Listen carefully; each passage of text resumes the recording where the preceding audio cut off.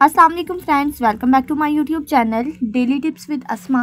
आज की इस वीडियो में हम आपको बताएंगे फ़ाइका नाम के बारे में दिलचस्प मालूमात।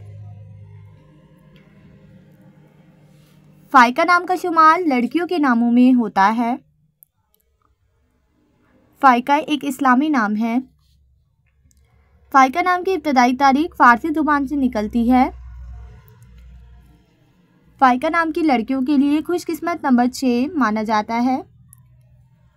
माहिरीन के मुताबिक फ़ाइका नाम की लड़कियां बहुत शरारती होती हैं। फ़ाइका नाम का मतलब है बुलंद मर्तबा पाने वाली। फ़ाइका नाम की लड़कियों के लिए खुशकिस्मत दिनों में जुमेरात और मंगल का दिन शामिल है। फ़ाइका नाम के अफराद के लिए मुवाफिक रंगों में सुर्ख, पीला और सब्ज़ रंग शामिल है।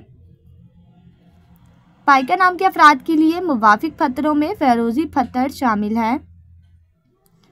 खुशकिस्मती वाली धातों में हिस्सों के हिसाब से कांसी शामिल है।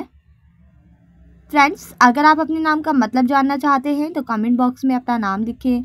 इंशाल्लाह हम आपके लिए वीडियो ज़रूर बनाएंगे। Thanks for watching. अल्लाह हाफिज़।